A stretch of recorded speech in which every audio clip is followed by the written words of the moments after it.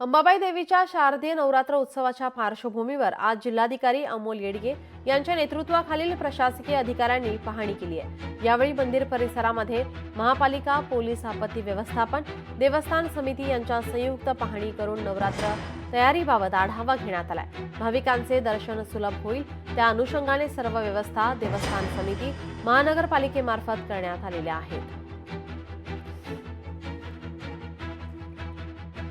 आई अंबाबाईचे दर्शन घेण्यासाठी देशभरातून जे लाखो भाविक येणार आहेत त्या भाविकांना सेवा पुरवण्याच्या अनुषंगाने भाविकांचं दर्शन सुलभ व्हावं त्या अनुषंगाने जी काही व्यवस्था देवस्थान समितीमार्फत, महानगरपालिकेमार्फत करण्यात आलेली आहे त्याची आज पाहणी मी SP साहेब, कमिशनर मॅडम, देवस्थान समितीचे सर्व कर्मचाऱ्यांनी, सर्व विभागाने आज आम्ही केलेली आहे।